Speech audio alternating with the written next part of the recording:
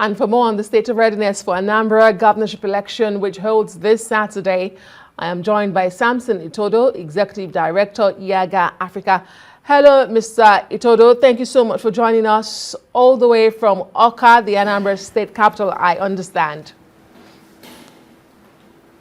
Thank you very much for having me. Good evening. Good evening. So let's pick up from where you just left off. In your pre-election statement, you were talking about efficiency, integrity, and impartiality. You say it will make or mar this election. Can I ask you, where does INEC and the security operatives stand in all of these three variables? And is Anambra ready for the election? Well, from our observation, up till this moment, we are satisfied with the level of preparations that we've seen, either on the part of INEC or on the part of the security agencies.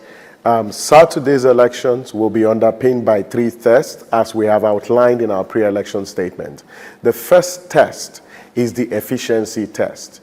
Anambra has been known historically to have late commencement of elections across polling units. From 2013 to 2017 to 2021, INEC has never recorded, early start in more than 40% of polling units. So this is really an opportunity for INEC to demonstrate and record improvements in the deployment of election materials.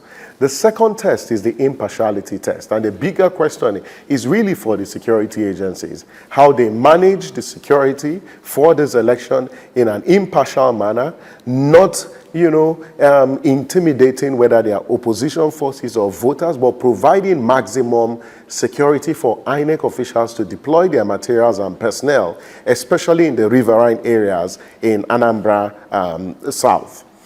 Then the third test is the integrity test. And this test really relates to the enforcement of the use of the BVAS for accreditation, because the law is very clear that no BVAS, no accreditation. But also how the results will be managed, because we have seen in previous elections where the results collation process were devoid of every form of transparency, and that has dampened public trust in the electoral process. But the rhetoric coming from INEC is quite encouraging. We hope that they will implement 100% compulsory transmission or upload of results to the INEC results viewing portal. These are the three major tests that underpin this election, especially coming against the backdrop of a new leadership at INEC.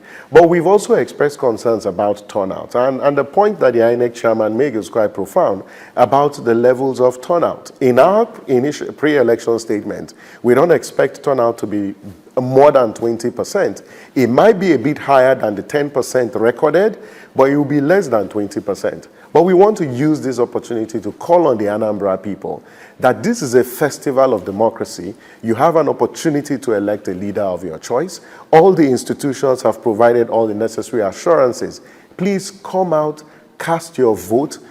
We shouldn't have a situation where the minority of the registered voters, the minority of citizens in Anambra State are determining who leads the majority. That's actually an anomaly that should not repeat itself in this, entrepreneurial, God-given and rich, and perhaps also peaceful state. Samson Itodo, the Executive Director of IAGA Africa. He was speaking to me there all the way from Oka, Anambra State Capital, ahead of the governorship election this Saturday.